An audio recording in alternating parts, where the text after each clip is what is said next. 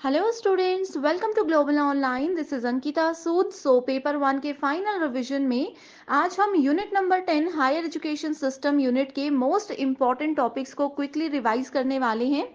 अगले 60 मिनट्स के अंदर ये पूरी यूनिट में आपको रिवाइज करवाऊंगी, जिससे कि आपको एक क्लियर आइडिया ये भी मिल जाएगा कि कैसी अभी तक आपकी तैयारी चल रही है, और अगर कोई टॉपिक मिस हुआ होगा तो वो भी आज की सीरीज में आपका आसानी से कवर हो जाएगा। तो चलिए फिर इसी के साथ इंपॉर्टेंट सीरीज को शुरू करते हैं। हायर एजुकेशन सिस्टम एक बहुत इंपॉर्टेंट यूनिट है। डायरेक्ट यहाँ पर क्वेश्चन पूछे जाते हैं। ये पूरा सिलेबस है। तो सबसे पहले हम chapter number 1 ancient Indian education से शुरू करते हैं। स्टूडेंट्स, सिर्फ 30 दिन बाकी रह गए हैं एग्जामिनेशन में, और अगर आपने अभी तक पेपर 1 नहीं पढ़ा है तो आप लोगों के लिए 30 डेज क्रैश कोर्स लेकर आई हूँ, जिसके नए बैचेस 1 दिसंबर से स्टार्ट हो रहे हैं। इस न्यू बैच में हम आपको डेली लाइव क्लासेस प्रोवाइड करवाएंगे। अब देखिए, लाइव क्लासेस का ये फायदा होता है कि इसमें आप लोगों के जितने भी डाउट्स हैं वो बहुत इजीली क्लास में क्लियर कर दिए जाएंगे।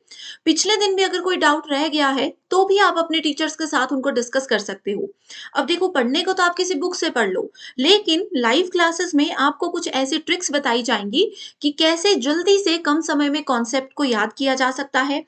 ये ट्रिक्स बताई जाएंगी कि कैसे क्वेश्चंस को इजीली सॉल्व किया जा सकता है। साथ में लाइव क्लासेस के अलावा आपको पूरे सिलेबस के notes, mock test and revision question bank भी हम दे रहे हैं, जिसका पूरा कंटेंट हिंदी और इंग्लिश में रहेगा।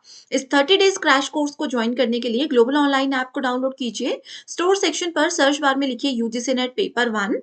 कोर्स में लाइव क्लासेस सेक्शन है, क्लासेस को डेली ज्वाइन कीजिए। और इन क्लासेस को बाद में भी अगर देखना चाहते हो, बार बार रिवीजन करना चाहते हो, तो उसके लिए कंटेंट पर जाकर आप यहाँ पर मेरे नाम के फोल्डर में क्लिक कर सकते हो। आप देख सकते हो कि यूनिट वाइज वीडियोस भी अवेलेबल है, नोट्स भी अवेलेबल है, साथ में आपके लिए मॉक टेस्ट भी हम लेकर आए हैं। अब ये नंबर्स दे रही हूँ, इन पर भी व्हाट्सएप पर कॉल और मैसेज कर सकते हो। एंशिएंट इंडियन यूनिवर्सिटीज में सबसे पहली और सबसे इंपॉर्टेंट यूनिवर्सिटी है तक्षशिला यूनिवर्सिटी। पहला सवाल इसमें से ये पूछा जाता है कि तक्षशिला यूनिवर्सिटी कहाँ पर सिचुएटेड है। देखिए, तक्षशिला यूनिवर्सिटी पहले जो है वो पंजाब में एक जगह है जिसका नाम है रावलपिंडी। ठीक है, उस जगह में पहले हुआ करती थी, लेकिन जब इंडिया और पाकिस्तान का विभाजन हुआ तो उसके बाद तक्षशिला यूनिवर्सिटी पाकिस्तान के एरिया में आती है।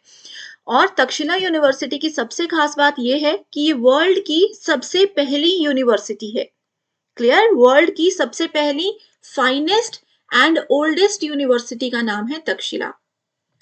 अब ये यूनिवर्सिटी इतनी ज्यादा फेमस क्यों थी? एक तो क्योंकि ओल्डेस्ट यूनिवर्सिटी है इसलिए फेमस थी। दूसरी ये रीजन था कि उस जमाने में मेडिसिन साइंस के लिए, मेडिकल साइंस के लिए ये बहुत ज्यादा फेमस थी, बेस्ट यूनिवर्सिटी मानी जाती थी। क्लियर?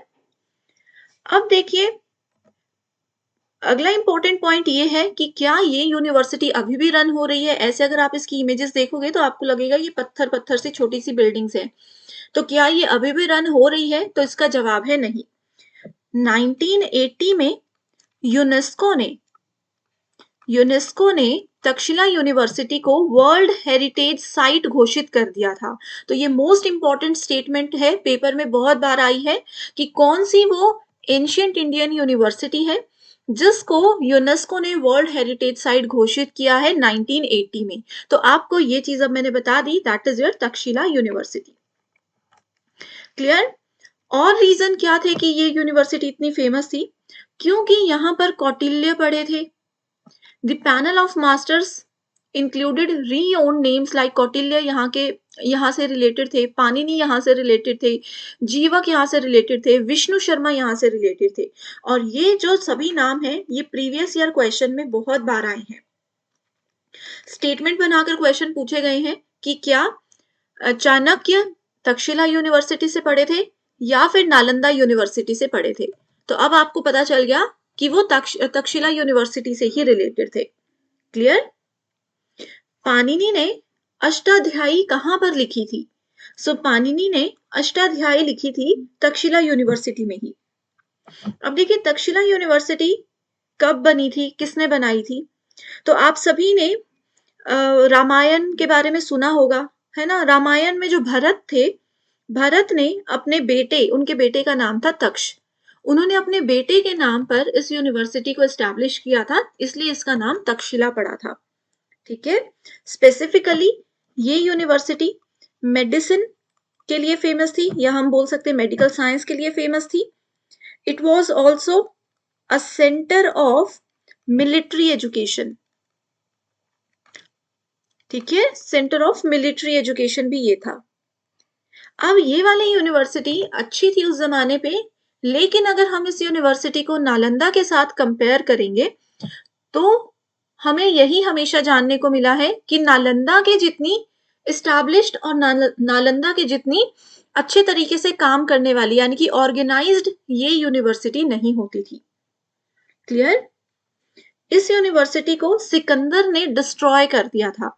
तो ये पेपर में कई बार पूछा जा सकता है कि ये यूनिवर्सिटी अभी भी है या फिर नहीं है। तो इस यूनिवर्सिटी को सिकंदर ने डिस्ट्रॉय कर दिया था और काफी समय तक ये ऐसे ही रही। उसके बाद 1980 में इसको यूनेस्को ने वर्ल्ड हेरिटेज साइट घोषित कर दिया था। क्लियर? अब दूसरी इंपॉर्टेंट बात ये पूछी जाती है पेपर में कि क्या तक्षशिला यूनिवर्सिटी का रिलेशन टेम्पल्स के साथ है, या फिर मोनेस्ट्रीज के साथ है, या फिर विहारास के साथ है, या फिर बसादीस के साथ है। सो आपको बता दूं कि तक्षशिला यूनिवर्सिटी का रिलेशन जो है वो मोनेस्ट्री के साथ है, और मोनेस्ट्री का ही दूसरा नाम विहारा होता है। मोनेस्ट्री क्या होता है? बेसिकली जो बौद्ध लोगों के, जैसे हम लोग मंदिर में जाते हैं, है ना, तो वैसे ही बौद्ध लोगों का जो प्लेस होता है दैट इज कॉल्ड मोनेस्ट्री, उसको विहारास बोलते हैं। सो तक्षशिला यूनिवर्सिटी का कनेक्शन मोनेस्ट्रीज के साथ है। कि पहले देखो, एक चीज आपको बताती हूँ, एंशियंट यूनिवर्सिटीज जितनी भी होती थी ना, वो क्या होता था कि पहले ऐसे ही कहीं पर पढ़ाते थे, धीरे धीरे नंबर ऑफ स्टूडेंट्स बढ़ते जाते थे, और धीरे धीरे वही खाली स्पेस, जैसे ये आपको दिख रहा है, यही खाली स्पेस एक यूनिवर्सिटी का रूप ले लेता था। ठीक है, तो वैसे ही हुआ करता था। मान लो मंदिर में मैं कुछ बच्चों को पढ़ा रही हूँ, धीरे धीरे वहां पर नंबर ऑफ स्टूडेंट्स बढ़ने लग गए, धीरे धीरे उसी को हमने एक यूनिवर्सिटी में कन्वर्ट कर दिया। वैसे ये मोनेस्ट्री के साथ होता था तक्षशिला यूनिवर्सिटी के केस में। Clear everyone? इसके बाद अगली यूनिवर्सिटी पर आते हैं, that is Nalanda university. Nalanda university का रिलेशन भी विहारास के साथ ही है। विहारास का मतलब है मोनेस्ट्री के साथ है। तो नालंदा की डिटेल पर जाने से पहले, yes, Buddhist learning centre, very good.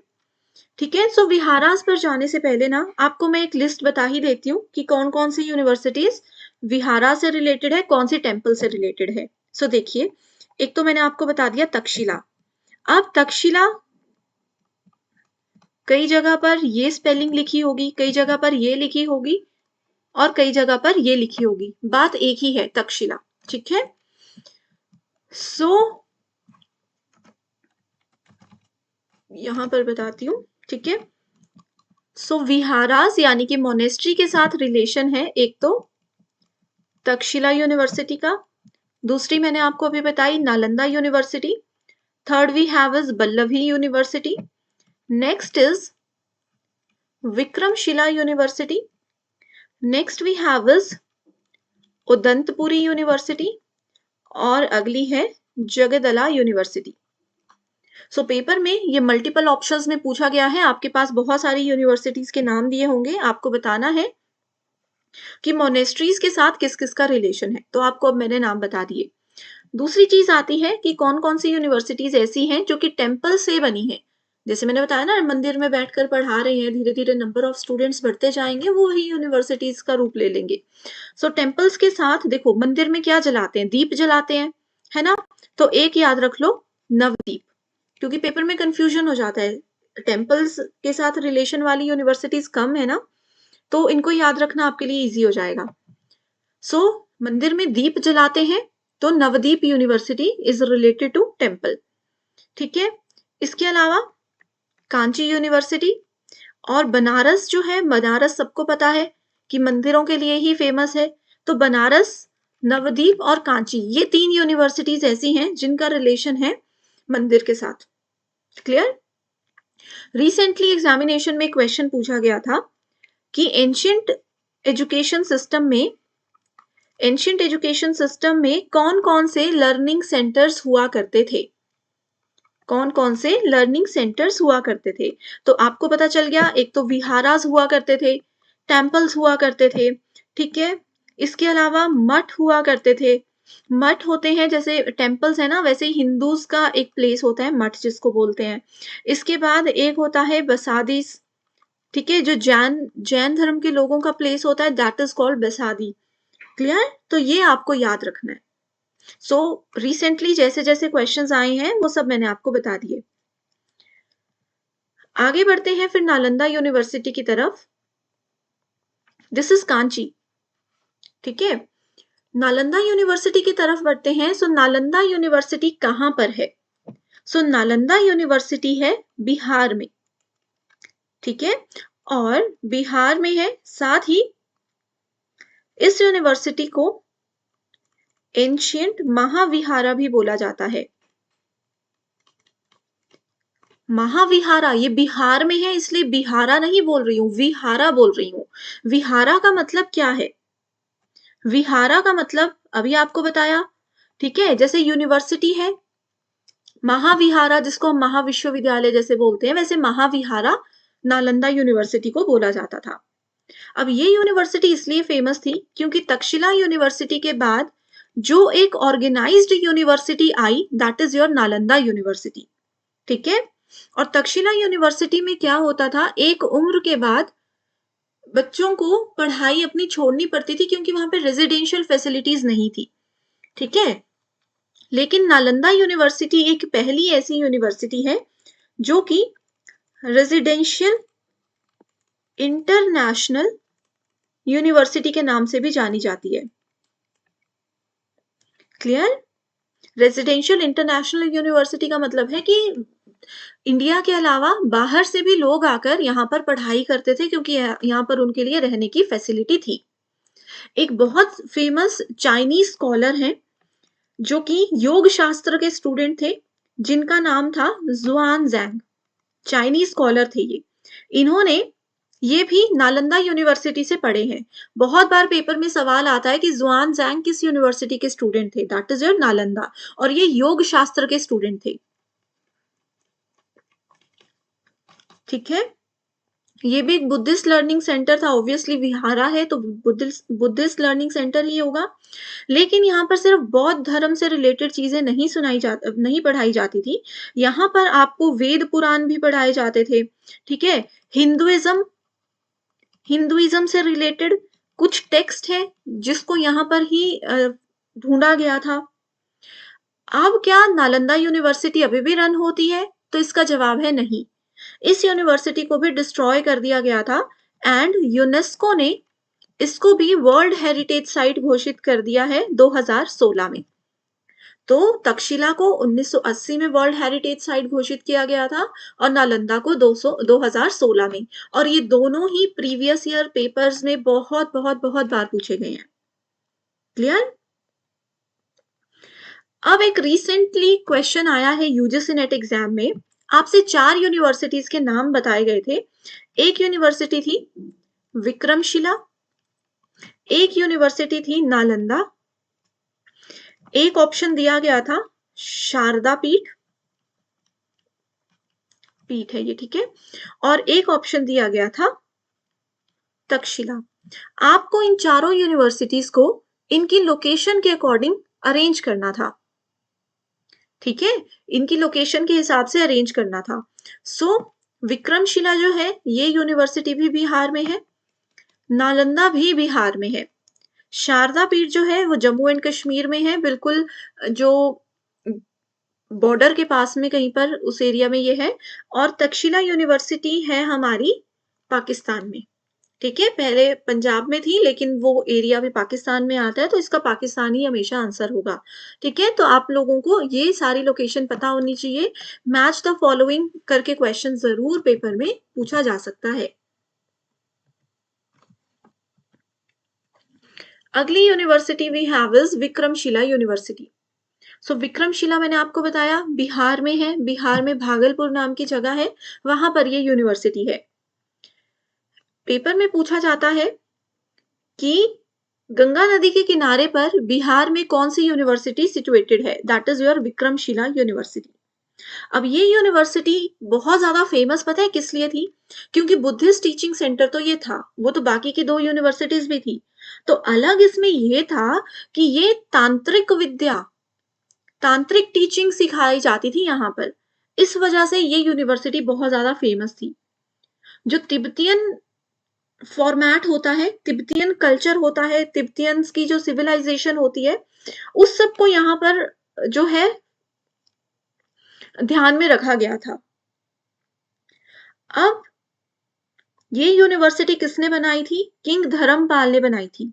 और ये यूनिवर्सिटी इसलिए बहुत ज्यादा फेमस हुई थी क्योंकि नालंदा यूनिवर्सिटी में जो बाहर से स्टूडेंट्स पढ़ने आते थे ना, उनको स्कॉलरशिप मिलती थी, है ना। अभी भी होता है ना, हम दूसरी कंट्री में पढ़ने क्यों जाते हैं, पीएचडी करने क्यों पसंद करते हैं?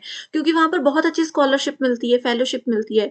तो वैसे ही नालंदा में भी फेलोशिप मिला करती थी, स्कॉलरशिप मिला करती थी। लेकिन धीरे धीरे क्या हुआ, उनकी स्कॉलरशिप की जो क्वालिटी ऑफ स्कॉलरशिप है वो नालंदा में कम होती गई, जिसकी वजह से विक्रमशिला में ज्यादा नंबर ऑफ स्टूडेंट्स आने लगे और ये यूनिवर्सिटी फेमस होने लगी। एक सवाल पेपर में बहुत बार आया है कि कौन सी वो ऐसी यूनिवर्सिटी है जिसके अंडर 6 कॉलेजेस आते थे, तो वो है Vikramshila university. It has 6 colleges inside it. ठीक है, तांत्रिक विद्या के लिए, तिब्बतियन सोर्स ऑफ तांत्रिक विद्या, इन सब चीजों के लिए ये रिलेटेड थी। तो कहीं पर भी टर्म नजर आ रही है तांत्रिक, तंत्र, तो आप लोगों को डेफिनेटली इसका आंसर आना चाहिए। क्लियर है? अब देखो, मैं आप लोगों को एक इंपॉर्टेंट क्वेश्चन बता रही हूँ, आंसर आप लोगों ने देना है। प्रीवियस ईयर का क्वेश्चन है, 2023-24 में दोनों साल में आया है। ठीक है, आपसे पूछा गया था मल्टी डिसिप्लिनरी एंशिएंट यूनिवर्सिटीज इनमें से कौन कौन सी हैं? Banaras Hindu university, Takshashila university, JNU, Vallabhi, Nalanda, या फिर विक्रमशिला। तो बताइए इस क्वेश्चन का क्या आंसर होगा? Option A, B, C, D, E and F. Multidisciplinary कौन कौन सी यूनिवर्सिटीज इनमें से हैं? क्लियर? देखो, इस क्वेश्चन में कंफ्यूजन होना जायज था। मल्टी डिसिप्लिनरी का मतलब है कि मल्टीपल डिसिप्लिन में, कि ऐसा नहीं है कि तांत्रिक विद्या सिखाई जा रही तो तांत्रिक ही सिखाई जाएगी, और सब्जेक्ट्स भी पढ़ाए जाएंगे। ऐसा नहीं है कि तक्षशिला में मेडिकल साइंस था तो सिर्फ मेडिकल ही होगा। नो, लॉ भी था, मिलिट्री एजुकेशन भी, देखो मैंने आपको अभी बताई है ना। तो मल्टी डिसिप्लिनरी का ये मतलब होता है कि मल्टीपल डिसिप्लिन में यहाँ पर पढ़ाया जाता था, डोमेन्स होते थे। लेकिन गलत यहाँ पर स्टूडेंट्स का क्वेश्चन इसलिए हुआ था क्योंकि एंशियंट यूनिवर्सिटीज बोला था। तो बनारस हिंदू यूनिवर्सिटी भी एंशियंट नहीं है, जेएनयू भी एंशियंट नहीं है। तो ये दोनों ऑप्शंस को हमें एलिमिनेट करना था, और बाकी सारे क्या है, मल्टी डिसिप्लिनरी यूनिवर्सिटीज थी। तो ये क्वेश्चन रिसेंटली मल्टीपल शिफ्ट्स में देखने को मिला है, इसलिए मैंने आपको बताया। Next university we have is Mithila university. Mithila university basically, Ramayan सबने सुनी है ना। रामायण में सीता माता है, सीता माता के जो पिता हैं राजा जनक, उनकी ये यूनिवर्सिटी थी। तो इस यूनिवर्सिटी का जो भी डिसीजन मेकिंग का प्रोसेस रहता था, जो भी काम करना है, जो कुछ भी चीजें इस यूनिवर्सिटी में रिलेटेड होती थी, उनके सारे डिसीजन राजा जनक ही लिया करते थे। अब क्योंकि सीता माता के पिता हैं, तो ऑब्वियसली ब्राह्मणिकल सिस्टम को फॉलो किया जाएगा, है ना। ऑब्वियसली यहाँ पर धर्म, शास्त्र, हिंदुइज्म चीजों पर फोकस किया जाएगा। तो ये एग्जाम्पल्स जो आपको बता रही हूँ ना, ऐसे आप चीजों को रिलेट करते हुए पढ़ोगे तो आपके लिए और आसान हो जाएंगी चीजें। ठीक है, बेसिकली यहाँ पर न्याय से रिलेटेड एजुकेशन दी जाती थी, एंड लॉजिक, न्याय एंड लॉजिक से रिलेटेड, ये लॉ वगैरह जो चीजें आती है ना, उनसे रिलेटेड एजुकेशन दी जाती थी। ठीक है, लॉजिक की जगह पेपर में तर्क शास्त्र भी लिखा हो सकता है, तो ये एक ही बात है। ठीक है, इंडियन मैथमेटिशियन और फिलोसोफर है गणेश उपाध्याय। ठीक है, वो भी इसी यूनिवर्सिटी से रिलेटेड है। हम लोगों ने लॉजिकल रीजनिंग में एक टर्म पढ़ी है न्याय, है ना, न्याय फिलोसफी पढ़ी थी ना लॉजिकल रीजनिंग में, जिसको क्या बोला जाता है, स्कूल ऑफ न्यू लॉजिक बोला जाता है। तो न्याय फिलोसफी का कॉन्सेप्ट कहां पर इंट्रोड्यूस हुआ था? मिथिला यूनिवर्सिटी में इंट्रोड्यूस हुआ था। क्लियर? चलिए ये हो गया। इसके बाद ये है बहुत फेमस यूनिवर्सिटीज जहां से मोस्टली पेपर में सवाल आते हैं। और भी ज्यादा डिटेल्ड वीडियो अगर आपको देखनी है तो वो ग्लोबल ऑनलाइन ऐप में जाकर के देख सकते हो, अवेलेबल है, जहां पर मैंने हर एक यूनिवर्सिटी के साथ उसके PYQs भी रिलेट करके बताए हैं, क्योंकि ये मैराथन सेशन है इसलिए MCQs यहाँ पर नहीं है। इसके अलावा वल्लभी यूनिवर्सिटी गुजरात की पहली और सबसे पुरानी university is called Vallabhi university. ठीक है, बुद्धिस्ट लर्निंग सेंटर था ये भी, और गुजरात में एक जगह है भावनगर, यहाँ पर ये यूनिवर्सिटी थी। ये फेमस इसीलिए, बुद्धिस्ट लर्निंग सेंटर था गुजरात का, और क्योंकि सबसे ओल्डेस्ट यूनिवर्सिटी है उस स्टेट की, तो गुजरात सेट वाले स्टूडेंट्स को भी पेपर में ये सवाल पूछा जा सकता है। ठीक है, पेपर 1 के साथ साथ पेपर 2 प्रिपरेशन के लिए भी स्टडी मटेरियल लेकर आए हैं, जहां पर स्टूडेंट्स आपको full syllabus notes and MCQs मिल जाएंगे PDF के फॉर्मेट में। ये ना सिर्फ आपको नेट और सेट एग्जामिनेशन क्वालिफाई करने में मदद करेगा, बल्कि इसके बाद में होने वाले इंटरव्यूज को क्वालिफाई करने में भी हेल्प करता है। तो जो भी सब्जेक्ट्स अवेलेबल है सबके नाम आपके सामने रखे हुए हैं, आप सभी नंबर्स पर कॉन्टैक्ट करके चाहे तो इस स्टडी मटेरियल का सैम्पल PDF भी पहले देख सकते हो। एक ही बार आपको फीस पे करनी है, और ये स्टडी मटेरियल देखना आपको बहुत सारे एग्जामिनेशंस में मदद करेगा। अब आते हैं हम इंपॉर्टेंट कमीशंस पर। पहले बताती हूँ कि हायर एजुकेशन में कमीशंस क्या होते हैं, क्यों बनाए जाते हैं, क्या इनका इंपॉर्टेंस है। ठीक है, अब देखिए कमीशंस जो हैं एजुकेशन को बेहतर बनाने के लिए बनाए गए हैं। एजुकेशन को बेहतर बनाने के लिए कोई भी अगर डिसीजन लेने हैं, वो सही है या गलत है, कैसे उन डिसीजंस को इम्प्लीमेंट करना है, कैसे उन डिसीजंस पर काम करना है, इन सब चीजों के लिए बेसिकली कमीशंस हेल्पफुल होते थे। तो सबसे पहले मैं बात करूंगी यूजीसी की। बहुत सारे कमीशंस हैं, सबको हम डिटेल में पढ़ेंगे। अब हमारा यूजीसी नेट का पेपर सब लोग देते हैं। यूजीसी का मतलब है यूनिवर्सिटी ग्रांट कमीशन। ठीक है, पहला सवाल जो बन सकता है वो ये है कि ईयर ऑफ एस्टैब्लिशमेंट क्या है।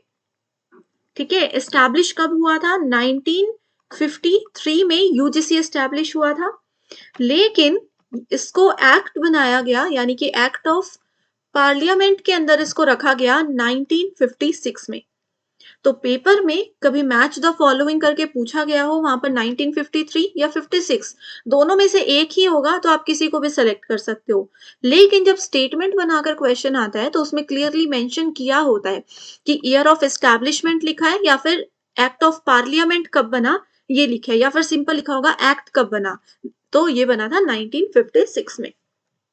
क्लियर है? यहां पर आपको याद रखना है 1953 एंड ये एक्ट बना था 1956 में। आगे है कि इसका हेडक्वार्टर कहां पर है। यूजीसी का हेडक्वार्टर है न्यू दिल्ली में। मोस्टली जो कमीशंस हैं, अगर कभी ऐसा होता है कि आपको आइडिया लगाना है, याद नहीं है कि कहां पर हेडक्वार्टर होगा, तुक्का ही मारना है, तो always go for new Delhi. ठीक है, लेकिन सिर्फ इसमें हेडक्वार्टर ही नहीं है, इसके 6 रीजनल ऑफिसेज भी हैं, अलग अलग रीजन में अलग अलग ऑफिसेज भी हैं। ठीक है, तो कितने ऑफिसेज हैं? 6 रीजनल ऑफिसेज हैं यूजीसी के। सबसे पहला सीक्वेंस जरूरी नहीं है, बस ऐसे याद रखना है। एक ऑफिस पुणे में है, एक ऑफिस भोपाल में है, एक है कोलकाता में, एक है बेंगलोर में, next in Hyderabad, next in Guwahati.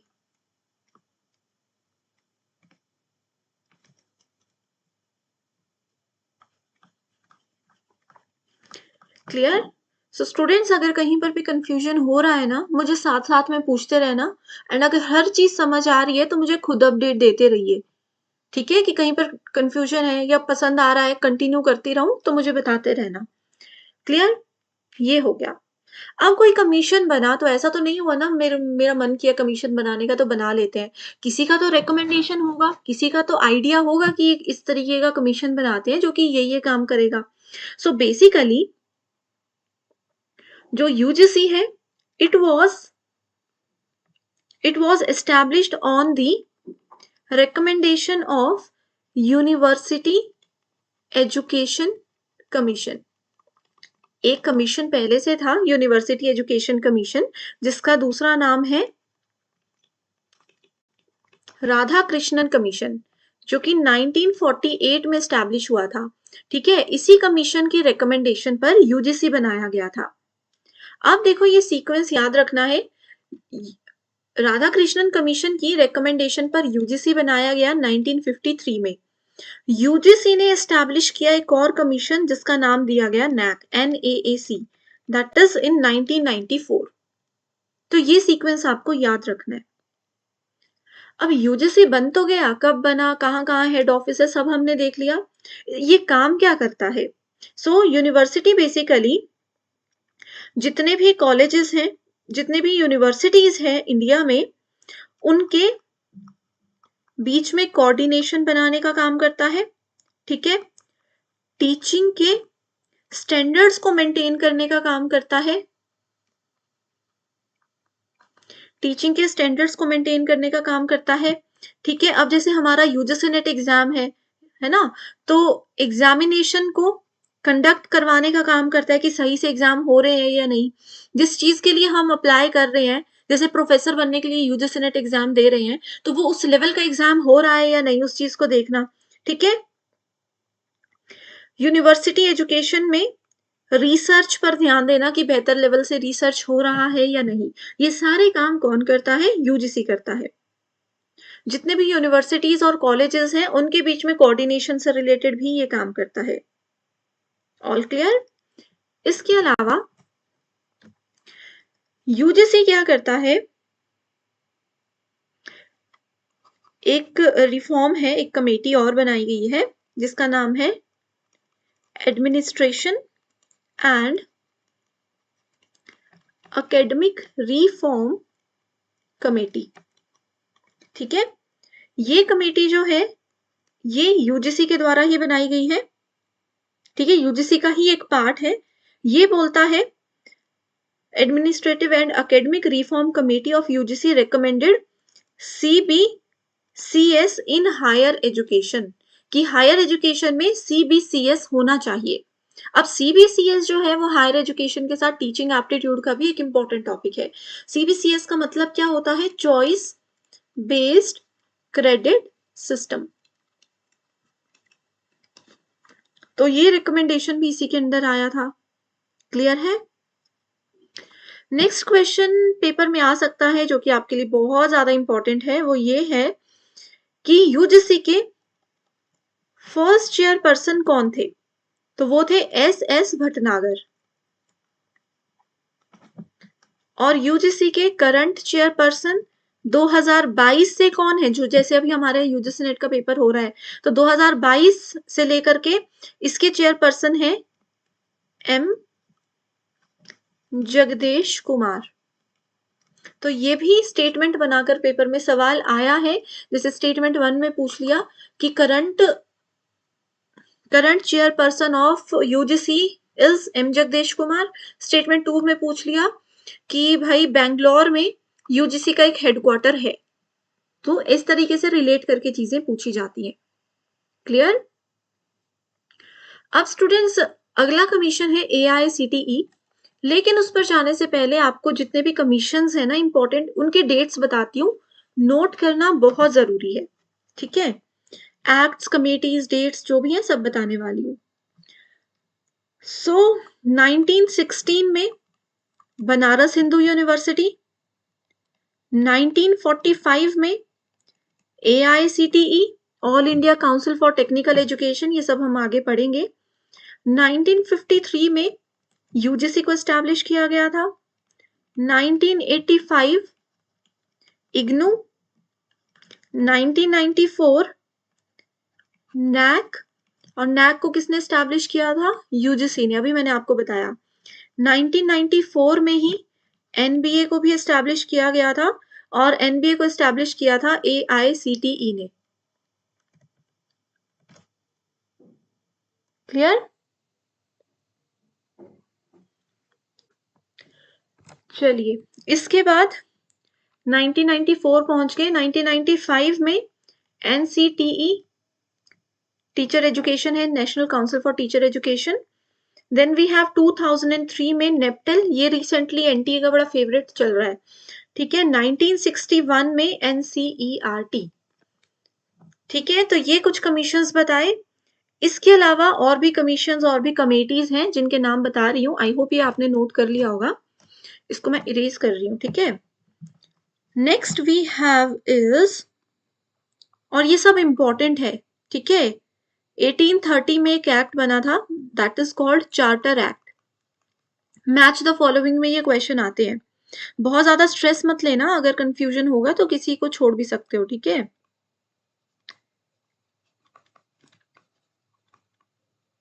1835 में मैकलेज मिनट।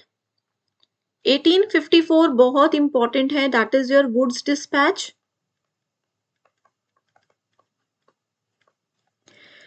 आगे है 1882, that is your Hunter commission. Hunter commission का दूसरा नाम है first education commission in India. So paper में कभी हंटर कमीशन लिखा होगा, कभी फर्स्ट एजुकेशन कमीशन लिखा होगा, तो मैच द फॉलोइंग में गो फॉर 1882। 1904 में बना था इंडियन यूनिवर्सिटी एक्ट। इससे पहले 1902 भी है, that is Indian university commission, ठीक है। इंडियन यूनिवर्सिटी कमीशन जो है इसका दूसरा नाम है रिलीग कमीशन। ये रिसेंटली यूजीसी नेट में 2023 में देखा था, ठीक है।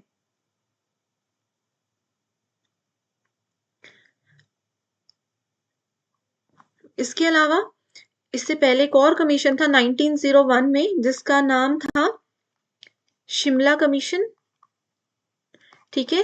1901 में एक कॉन्फ्रेंस हुई थी शिमला में, शिमला कमीशन के नाम से, और उसी कमीशन में फिर इंडियन यूनिवर्सिटी कमीशन के बारे में भी साइन हुआ था, उसी के बारे में डिस्कशन हुई थी, ठीक है। सो ये मैंने आपको बता दिए 1904 तक।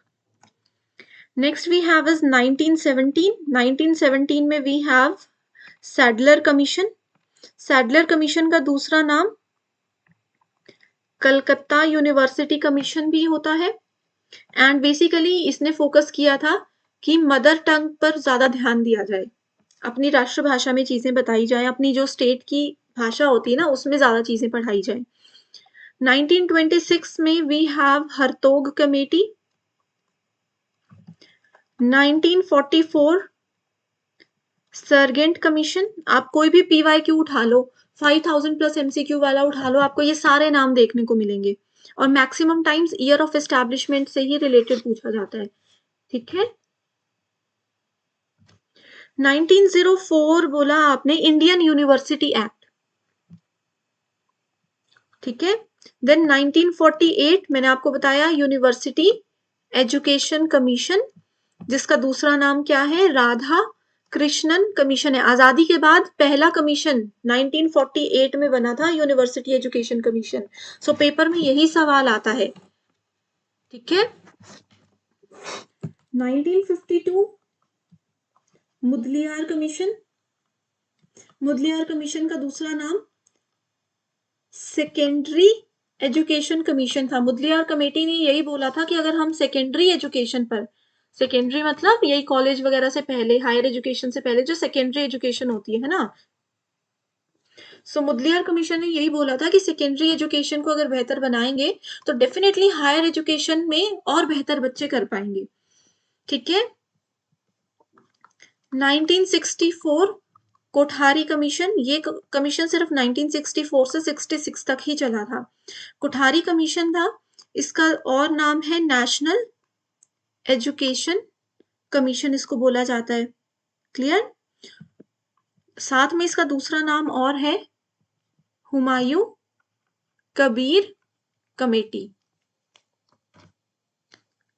क्लियर ना? चलिए एक बच गया, दैट इज योर 2005 में नेशनल नॉलेज कमीशन। एंड मैंने आपको बताया कि रिसेंटली एनटीए के पेपर में नेशनल नॉलेज कमीशन के काफी क्वेश्चंस आए थे। तो आप सब लोगों के पास 5000 पीडीएफ है ना पड़ी हुई, तो उसमें आपने एक एक टॉपिक को ऐसे ही सर्च करते जाना है और नेशनल नॉलेज कमीशन के सारे पीवाईक्यूज पढ़ लेने हैं। क्लियर? सो ये हो गया हमारा यूजीसी।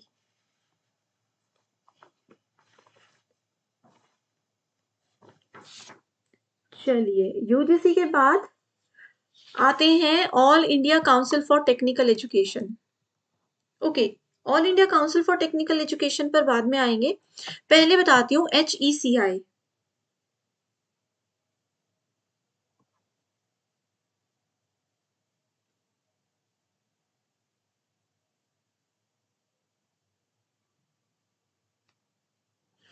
ठीक है, अब देखो जैसे हमने बताया ना यूनिवर्सिटी की यूजीसी की मैंने आपको सारी चीजें बता दी,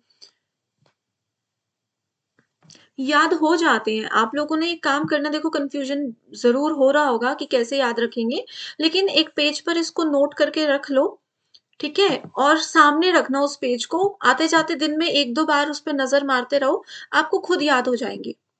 ठीक है, HECI की फुल फॉर्म बताना जरा जिसको भी पता है। सो HECI बेसिकली, जैसे अभी तक हम यूजीसी की बात कर रहे थे ना, यूनिवर्सिटी ग्रांट कमीशन, सो अभी यूजीसी को भी रिप्लेस कर दिया गया है।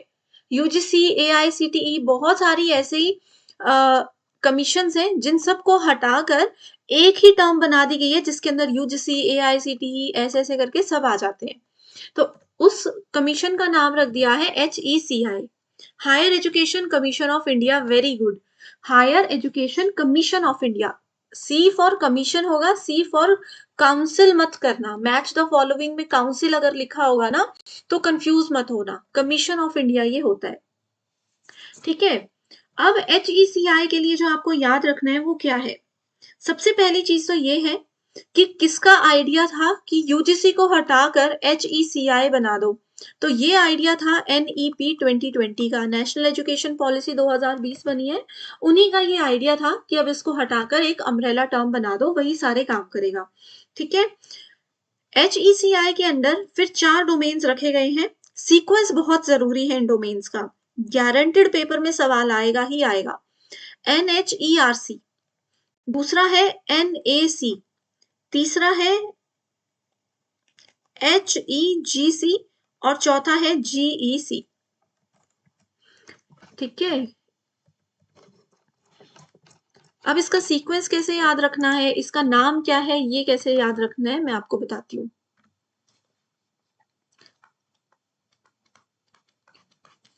देखो सबसे पहला मैंने आपको बताया NHERC,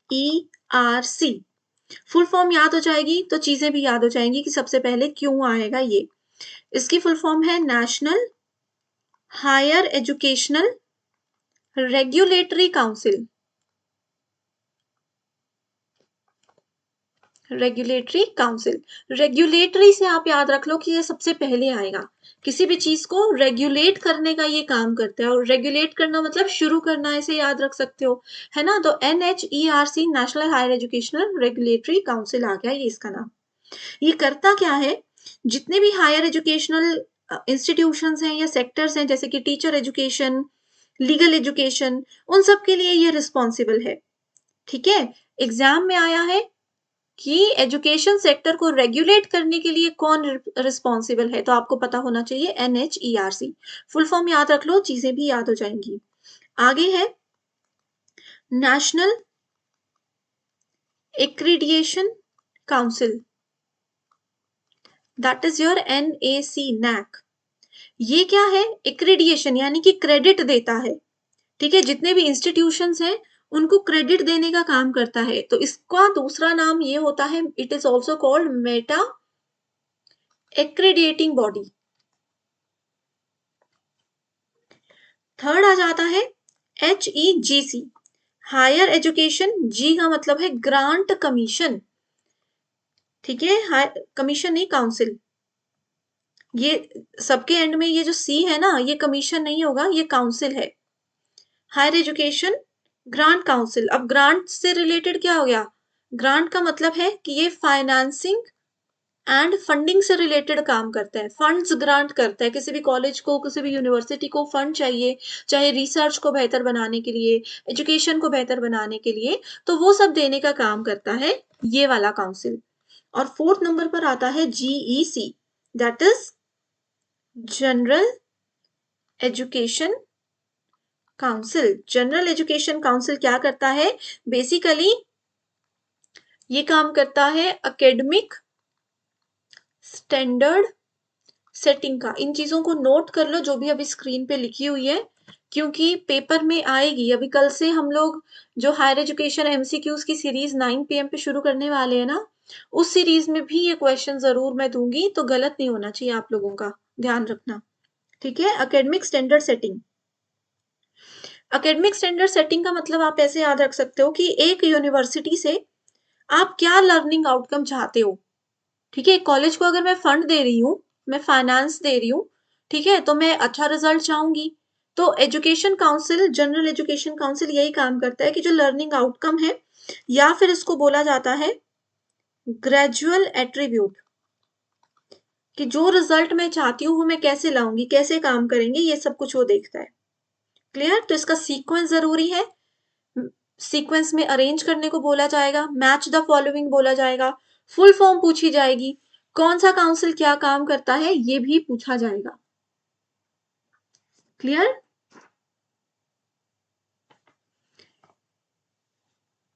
ये देखो, ये आपके सामने जो क्वेश्चन रखा हुआ है, ये एक प्रीवियस ईयर का क्वेश्चन है,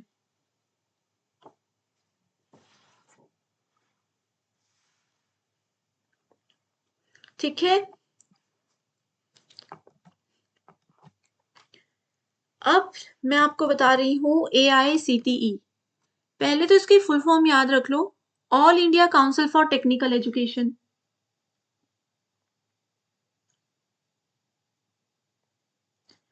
ठीक है। फुल फॉर्म आ गई, all India council for technical education. ये क्या करता है, ये एक बेसिकली एडवाइजरी बॉडी है,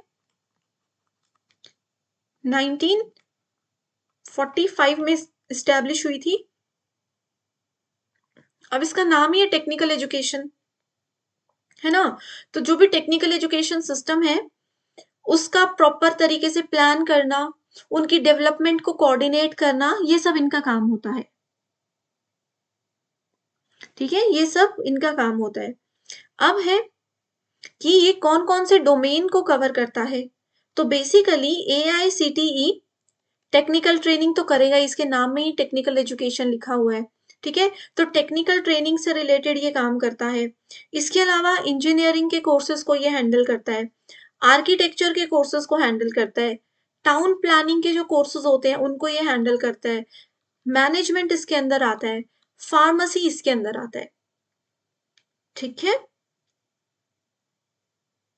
अब देखो 1945 में इसको स्टैब्लिश किया गया था, लेकिन एक्ट ऑफ पार्लियामेंट के अंदर ये 1987 में आया था, 2 साल के बाद ही आ गया था, ठीक है। मैंने आपको बताया NBA को स्टैब्लिश किसने किया है, AICTE इन 1994। सो NBA का काम क्या है, NBA का काम है नेशनल, फुल फॉर्म है नेशनल बोर्ड ऑफ एक्रेडिएशन। ये सब कुछ हमने डिटेल में पढ़ा भी है और आगे भी पढ़ेंगे, ठीक है। Clear everyone.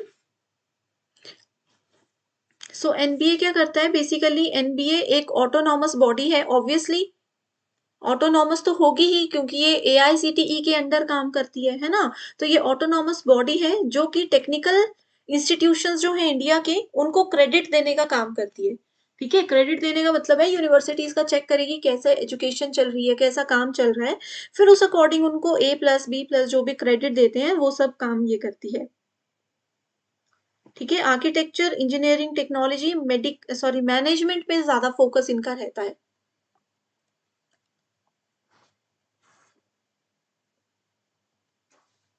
ओके, एक कमीशन और है, that is your NPTEL, national programme for technology enhanced learning.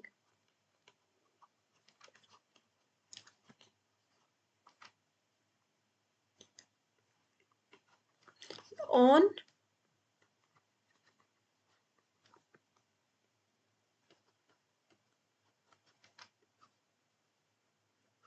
ठीक है, ये है national programme on technology enhanced learning. NPTEL जो है 2003 में इस्टेब्लिश किया गया था और ये इनिशिएटिव एमएचआरडी ने लिया था। एमएचआरडी का अभी नाम बदल दिया गया है, that is MoE, ministry of education रख दिया गया है। ठीक है, नेप्टेल क्या करता है, बेसिकली जो भी इंजीनियरिंग एजुकेशन है उसकी क्वालिटी पर फोकस करता है कि कैसे इंजीनियरिंग की क्वालिटी, मतलब इंजीनियरिंग से रिलेटेड जितने भी कोर्सेज है, जैसे स्वयं में इंजीनियरिंग के जो कोर्स है, नेप्टेल उसके लिए कंटेंट प्रोवाइड करने का काम करता है। क्लियर? अब नेप्टेल इंजीनियरिंग से रिलेटेड काम कर रहा है तो ऑब्वियसली नेप्टेल में आईआईटीज तो जरूर, इंडियन इंस्टीट्यूट ऑफ टेक्नोलॉजीज तो जरूर होंगे। तो नेप्टेल जो है एमएचआरडी ने बनाया है, लेकिन ये इनिशिएटिव जो है वो 7 आईआईटीज ने मिलकर किया है।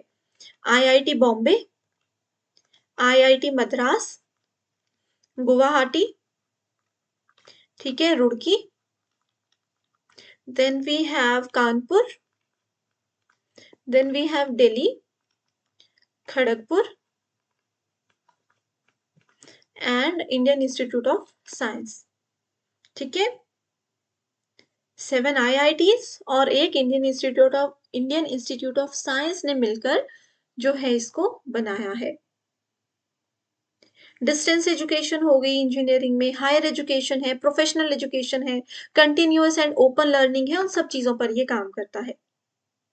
इसके अलावा इंजीनियरिंग के अलावा आईआईएससी भी इसमें जुड़ा है। इसका मतलब है कि बेसिक साइंस पर भी फोकस करेगा। रिसेंटली एग्जाम में क्वेश्चन आया है कि नेप्टेल क्या इंजीनियरिंग के अलावा भी और किसी डोमेन पर फोकस करता है, तो यस, वो बेसिक साइंस पर फोकस करता है एंड फोकस करता है selected humanities and management subjects पर। Clear everyone?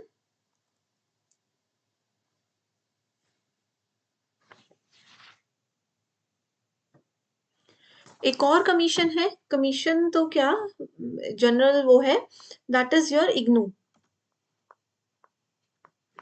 Indira Gandhi national open university 1985 में स्टैब्लिश हुई थी। बेसिकली फॉर ओपन एजुकेशन के लिए ये बनाया गया था और इग्नू को स्टैब्लिश ही इसलिए किया गया था कि हायर एजुकेशन में एनरोलमेंट बढ़े।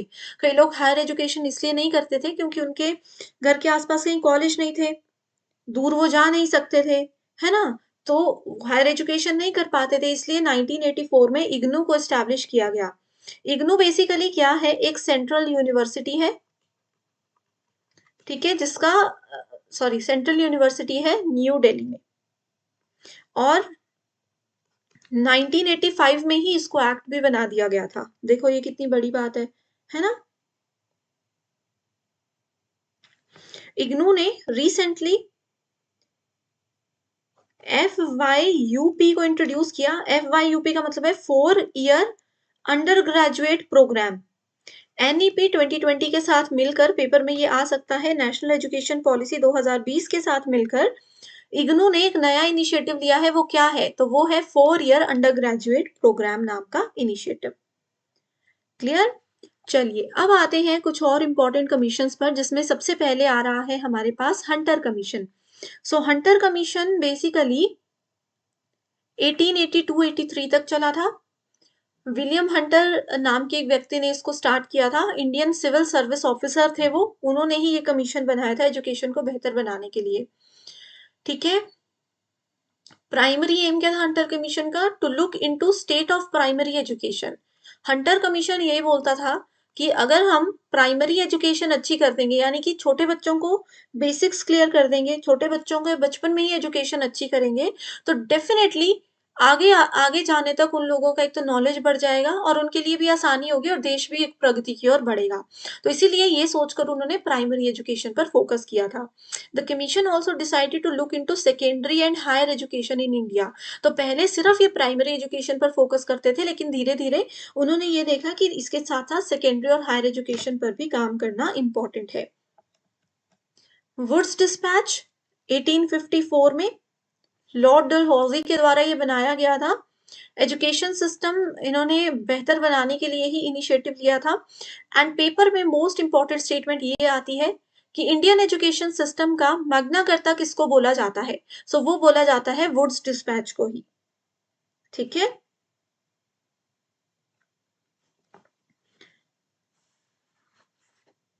क्लियर।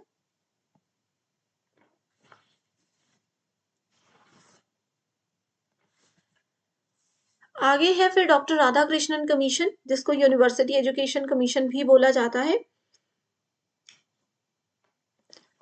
राधाकृष्णन कमीशन या फिर university education commission government of India के द्वारा, जीओआई के द्वारा ही इनिशिएटिव लिया गया था। ओवरऑल यूनिवर्सिटी, अब देखो नाम ही यूनिवर्सिटी एजुकेशन कमीशन है, इनका काम ही ये था कि यूनिवर्सिटी के एजुकेशन को बेहतर बनाना है। ठीक है, यूनिवर्सिटी की एजुकेशन को इम्प्रूव करना है। एग्जामिन किया पहले उन्होंने, फिर उस चीज को इम्प्रूव करने के ऊपर लग गए। यूनिवर्सिटी एजुकेशन कमीशन का एक खास, ये फेमस इसलिए हुआ था क्योंकि इन्होंने विमेन एजुकेशन पर ध्यान दिया था। इन्होंने बोला था कि विमेन को भी हायर एजुकेशन में इक्वल अपॉर्चुनिटी मिलनी चाहिए। ठीक है, विमेन एजुकेशन पर ध्यान दिया था क्योंकि ऑब्वियसली ये जेंडर इक्वालिटी में मानते थे, है ना। तो जेंडर इक्वालिटी एजुकेशन के फील्ड में खास तौर पर हट जाए, ये इनका एक सुझाव था। एंड इन्होंने ये भी बोला था कि हायर एजुकेशन में जो भी मीडियम है, यानी कि पढ़ाने का तरीका है, ठीक है, वो होना चाहिए हमारा रीजनल लैंग्वेज में ही। क्लियर। आगे है नेशनल नॉलेज कमीशन, 2005 में हुआ था, लेकिन ढंग से इसने काम करना 2006 में शुरू किया था। हाई लेवल एडवाइजरी बॉडी है ये to prime minister of India with the objective to transforming India into knowledgeable society. ठीक है, सो नेशनल नॉलेज कमीशन का एक यही उद्देश्य था कि इंडिया को एक पढ़ी लिखी कंट्री बनाना है आने वाले समय में। ठीक है, नॉलेज वाली कंट्री, नॉलेजेबल सोसाइटी इंडिया में होनी चाहिए। एंड साइंस एंड टेक्नोलॉजी पर इन्होंने बहुत ज्यादा फोकस किया था। Next we have is Sadler commission. 1917 और 1919 तक सैडलर कमीशन हमारा चला था। इन्होंने विमेन एजुकेशन पर ध्यान दिया था। ठीक है, इन्होंने भी विमेन एजुकेशन पर ध्यान दिया था। एंड सैडलर कमीशन बेसिकली बनाया ही इसलिए गया था क्योंकि कलकत्ता यूनिवर्सिटी में उस समय पे कुछ इश्यूज चल रहे थे, कुछ उसकी कंडीशन खराब थी। तो कलकत्ता यूनिवर्सिटी की कंडीशन को बेहतर करने के लिए एक कमीशन बनाया गया, सैडलर यूनिवर्सिटी कमीशन। ऐसे याद रख लो कि कलकत्ता में यूनिवर्सिटी के लोग सैड हो गए थे, इसलिए ये कमीशन बनाया गया था। ठीक है, अब कलकत्ता यूनिवर्सिटी के अलावा इसमें जो रूल्स बने थे वो बाकी यूनिवर्सिटीज ओवरऑल इंडिया में भी अप्लाई हुए थे, इसलिए इसको कलकत्ता यूनिवर्सिटी कमीशन भी बोला जाता है। ठीक है, इन्होंने यूनिवर्सिटी एजुकेशन के साथ साथ स्कूल एजुकेशन पर भी ध्यान दिया था।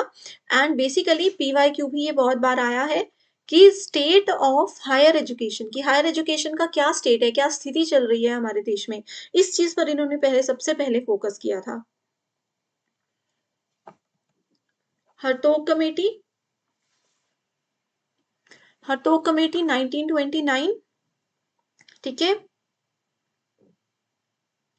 इन्होंने बोला था कि एजुकेशन में जो भी प्रॉब्लम्स आ रही हैं उसको प्राइमरी लेवल पर ही आइडेंटिफाई करके सॉल्व कर लेना चाहिए, ताकि वो आगे जाने तक बढ़ भी ना जाए और किसी को और ज्यादा दिक्कत भी ना करे।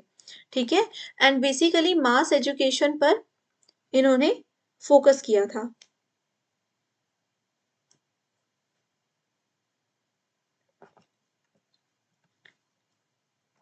Next we have is Sargent commission 1944।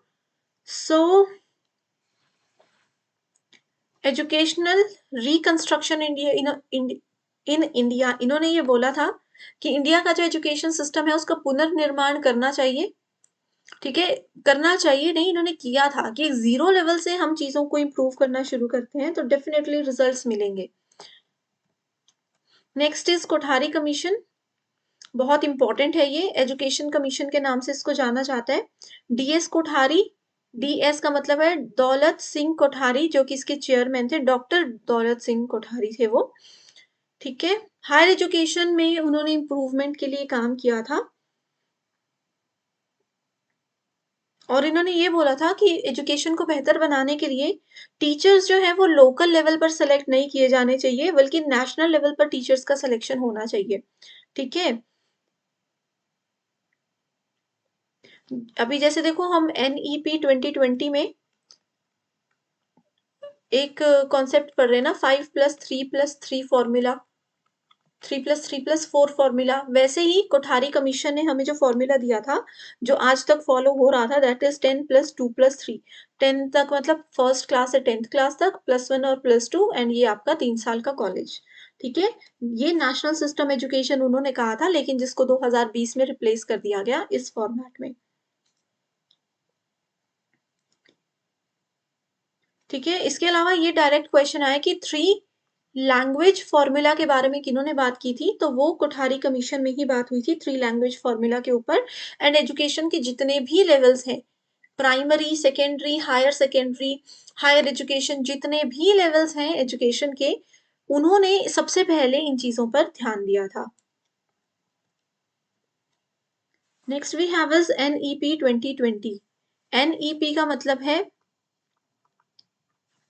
National education policy 2020।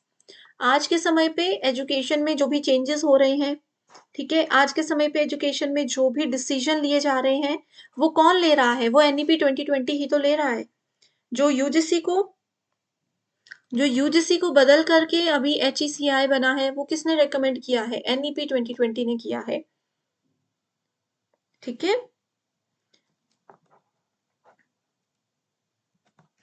So NEP 2020 ने सबसे पहले क्या काम किया, रिप्लेस किया NPE 1986 को। पहले जो पॉलिसी थी एजुकेशन की 1986 में, ठीक है, 1986 में जो पॉलिसी थी एजुकेशन की, उसको इन्होंने रिप्लेस किया सबसे पहले कि ये बहुत पुरानी पॉलिसी हो चुकी है, अब इसको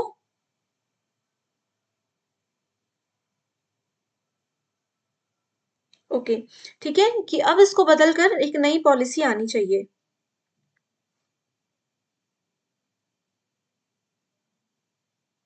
इसको बोला जाता है राष्ट्रीय शिक्षा नीति। नेशनल मतलब राष्ट्रीय, एजुकेशन मतलब शिक्षा, पॉलिसी मतलब नीति, ठीक है, राष्ट्रीय शिक्षा नीति इसका नाम है। सो अब देखो, पहले जो फॉर्मूला यूज होता था 10+2+3 वाला, इसको रिप्लेस कर दिया गया 5+3+3+4 फॉर्मूला से, ठीक है। 5 का मतलब है, इस तरीके से लिखती हूँ, 5+3+3+4 फॉर्मूला ये होता था, ठीक है, होता है, नॉट था। 5 जो है इसमें आते हैं, यानी कि 5 साल बच्चे के, 3 वर्ष से लेकर के 8 वर्ष तक का बच्चा इसमें आता है।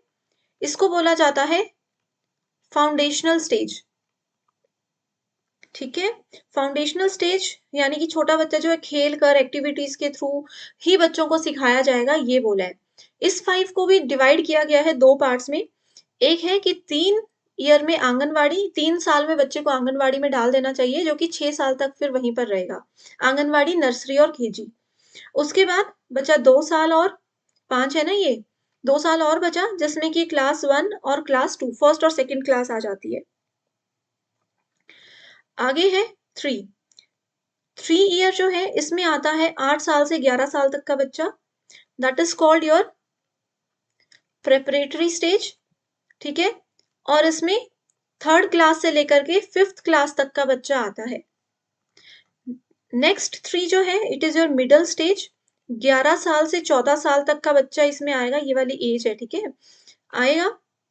और क्लास होगी 6 से 8। अब ये एज लिमिट रख दी कि इसी एज के बच्चे यहीं पर होंगे। आगे है 4th पॉइंट पे, this is our secondary stage, जहां पर 14 साल से 18 साल तक का बच्चा रहेगा, यानी कि 9th क्लास से 12th क्लास तक का बच्चा इस लेवल में रखा गया है। क्लियर? एनईपी 2020 किसकी रिकमेंडेशन पर बना था? एनईपी 2020 बना था कस्तूरी रंगन कमेटी के रिकमेंडेशन पर। क्लियर है? सो ये चीजें हैं इंपॉर्टेंट। अब एनईपी 2020 ने एजुकेशन को बेहतर बनाने के लिए बहुत सारे डिसीजन लिए हैं, लेकिन ऐसा नहीं है कि इन्होंने रूल बना दिया और बोला कि भाई हमें कल रिजल्ट चाहिए।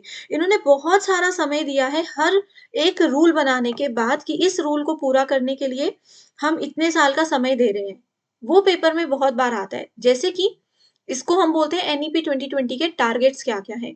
इन्होंने बोला है कि 2030 तक जितने भी प्री स्कूल है और सेकेंडरी स्कूल है उनमें 100% GER होना चाहिए। GER का मतलब है ग्रॉस एनरोलमेंट रेशो, यानी कि 2030 तक हर बच्चा प्री स्कूल और सेकेंडरी स्कूल में एनरोल होना चाहिए। 2035 का ये टारगेट है कि जो वोकेशनल एजुकेशन स्कूल में स्टार्ट हुई है ना, पहले 2018 तक उसका टारगेट 26.3 था, अब वो हमारे लिए जरूरी नहीं है। अब ये जरूरी है कि 2023 तक लगभग 50% बच्चा वोकेशनल एजुकेशन में रजिस्टर्ड होना चाहिए। एनईपी 2020 ने ये बोला है, यही जो बाल वाटिका वगैरह मैंने आपको बताया ना कि छोटे बच्चों को, आंगनवाड़ी वाले बच्चों को ज्यादा फोकस करवाने के लिए कहा है।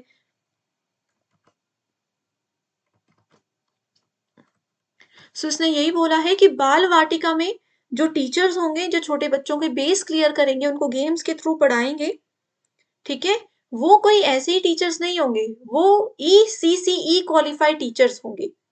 ठीक है, अब ECCE क्या होता है, पता है किसी को?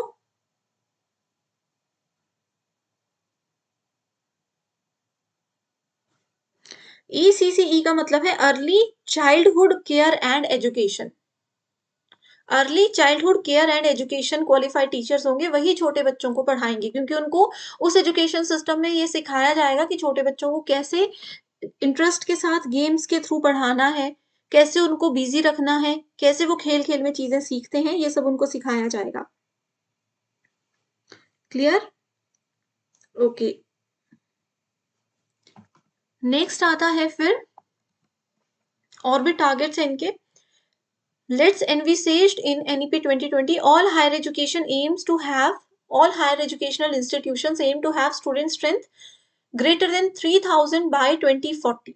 तो ये टारगेट है कि हर हायर एजुकेशनल इंस्टीट्यूशन में 2040 तक 3000 से ज्यादा बच्चा होना चाहिए। ठीक है, 2024 तक इस बार ये टारगेट कंप्लीट हुआ है या नहीं इसकी रिपोर्ट आई नहीं है, लेकिन ये टारगेट था कि 2024 तक जितने भी हायर एजुकेशनल इंस्टीट्यूशंस हैं वो मल्टी डिसिप्लिनरी होंगे, बहुविषयक बनेंगे। ठीक है, 2030 तक 4 ईयर टीचर प्रिपरेशन प्रोग्राम, आपको पता है ना 4 ईयर B.Ed भी इंट्रोड्यूस हो रही है, 4 ईयर, 2 ईयर, 1 ईयर, है ना, तो वो सब 2030 तक अच्छे से काम करना शुरू कर देगा। ठीक है, ये एक बहुत इंपॉर्टेंट है, ये NEP 2020 होगा। ठीक है, NEP 2020 ने एक NRF नाम का इनिशिएटिव भी लिया है, जिसका फुल फॉर्म है नेशनल रिसर्च फाउंडेशन।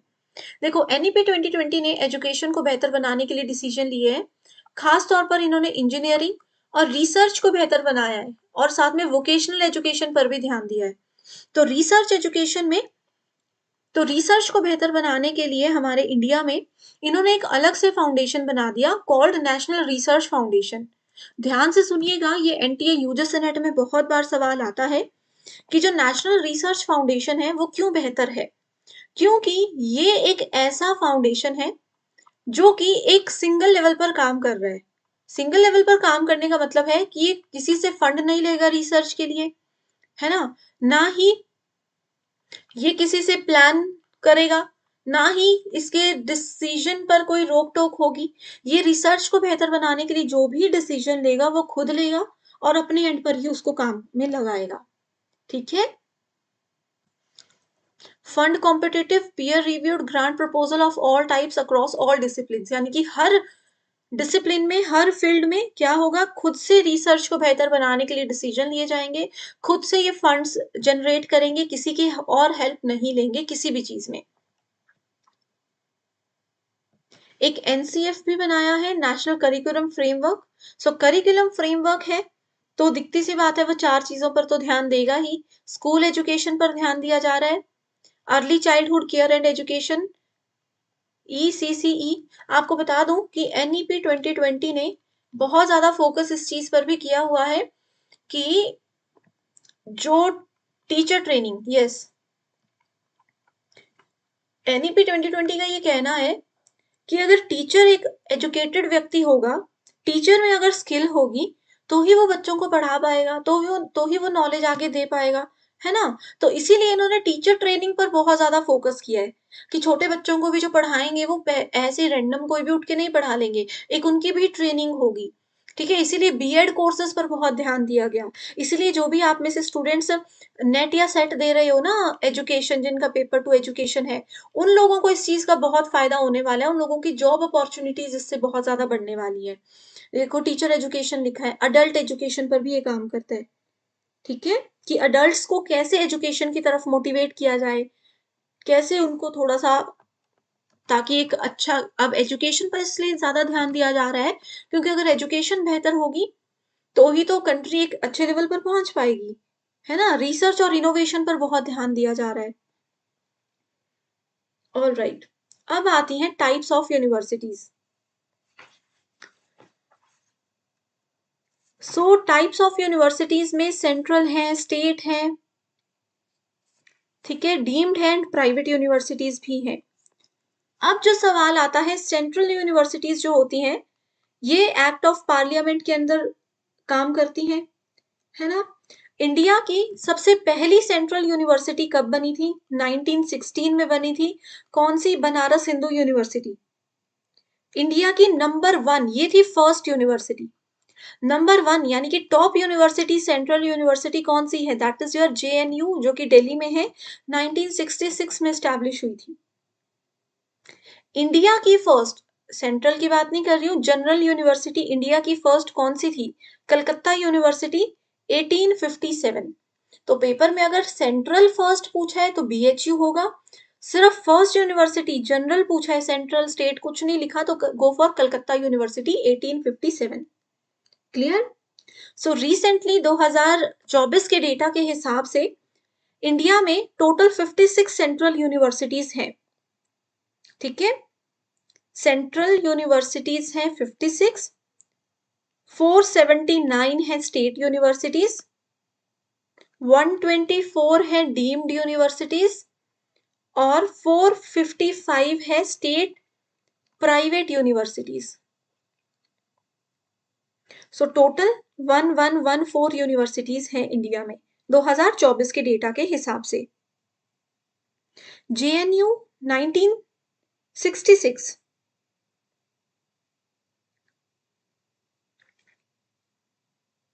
दिल्ली में कितनी सेंट्रल यूनिवर्सिटीज हैं? दिल्ली में 7 सेंट्रल यूनिवर्सिटीज हैं। एक सवाल पेपर में एक आधा बार ही आया है, ज्यादा स्ट्रेस मत लेना इसका। सबसे ज्यादा डीम्ड यूनिवर्सिटीज कहां पर है? डीम्ड यूनिवर्सिटीज का नंबर बढ़ता छोड़ता रहता है, उसको छोड़ दो। ठीक है, कर्नाटक जो स्टेट है, कर्नाटक में सबसे ज्यादा स्टेट यूनिवर्सिटीज हैं, दैट इज 42।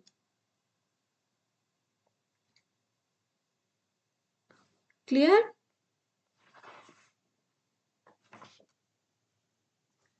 इसके अलावा डीम्ड यूनिवर्सिटीज वो होती हैं जो कि अपने डिसीजन खुद लेती है, फंड्स वगैरह जरूर इनको बाहर से मिलते हैं, लेकिन जो है ये डिसीजन मेकिंग खुद करती है। जब इनका मन करता है ये सिलेबस चेंज कर सकते हैं, अपने अकॉर्डिंग ये टीचिंग लर्निंग पे काम करते हैं।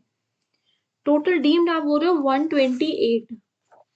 ओके, वही मैंने बोला ना आपको, डीम्ड यूनिवर्सिटीज बढ़ती घटती रहती। जैसे आप अगर कोई PYQ पढ़ोगे ना तो वहां पर ये क्वेश्चन आया है कि तमिलनाडु में कितनी डीम्ड है, तो उस समय पे 28 थी, अभी बढ़ गई है।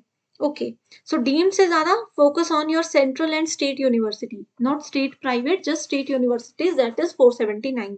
क्योंकि डीम्ड तो ऐसी है, मेरा मन किया यूनिवर्सिटी ओपन करने का, चलो यूनिवर्सिटी स्टार्ट कर देते हैं, डीम्ड ऐसे रहती है ना। अब देखो, सेंट्रल यूनिवर्सिटीज को जो फंड जाते हैं ना वो यूजीसी के द्वारा जाते हैं, ठीक है। 3 बहुत एनटीए की फेवरेट सेंट्रल यूनिवर्सिटीज हैं, जिसमें कि पहली आती है नागालैंड यूनिवर्सिटी। ये ना बहुत बार आया कि मल्टीपल ऑप्शंस दिए आपको सेंट्रल यूनिवर्सिटीज ढूंढनी है, तो एक नागालैंड है, सिक्किम यूनिवर्सिटी भी सेंट्रल है, एंड मणिपुर यूनिवर्सिटी भी सेंट्रल है। Clear. First digital university India की 2020 में बनी थी केरला में, ठीक है।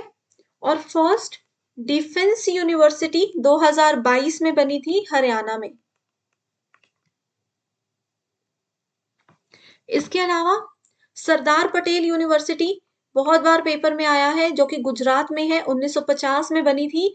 ये क्या है, एक स्टेट यूनिवर्सिटी है, ठीक है। आचार्य नागार्जुन यूनिवर्सिटी, आचार्य नागार्जुन यूनिवर्सिटी आंध्र प्रदेश में है, 1966 में बनी थी, स्टेट यूनिवर्सिटी है। देन गुवाहाटी यूनिवर्सिटी जो कि असम में है, 1948 में स्टैब्लिश हुई थी, ये भी एक स्टेट यूनिवर्सिटी है। आगे है यूजीसी। यूजीसी ने ना एक केयर यूनिवर्सिटी करके भी कॉन्सेप्ट स्टार्ट किया है। यूजीसी केयर यूनिवर्सिटीज में हमारे पास एक जेएनयू आता है, पीवाईक्यूज उठाकर बता रही हूँ ये सब कुछ, ठीक है। जेएनयू तेजपुर, ठीक है, यूनिवर्सिटी ऑफ बड़ौदा और यूनिवर्सिटी ऑफ हैदराबाद, ये सब हमारे यूजीसी केयर में आते हैं। यूजीसी केयर यूनिवर्सिटीज में ये चारों यूनिवर्सिटीज आती हैं। जेएनयू 1966, आई एम श्योर 66 ही है, आप कह रहे हो ना 69, बट नॉट, ये 66 ही है। Tezpur university 1964, Baroda university 1907 and university of Hyderabad 1917, ठीक है। तो ये सब आती हैं यूजीसी केयर यूनिवर्सिटीज के अंदर। अब यहाँ से अगर आप लोग पीवाईक्यूज उठाना शुरू करते हो तो आप लोगों को समझ में आएगा कि कितना इंपॉर्टेंट आज का सेशन हमारा रहा है, क्योंकि इसमें से ही गारंटेड आप लोगों को सवाल एज इट इज देखने को मिलेंगे। अभी तक तो कॉन्सेप्ट्स क्लियर किए हैं, ठीक है, अभी तक तो कॉन्सेप्ट्स क्लियर किए हैं। आगे जाकर हम क्या करेंगे, इसी से रिलेटेड पीवाईक्यूज और एमसीक्यूज भी पढ़ेंगे। All right everyone.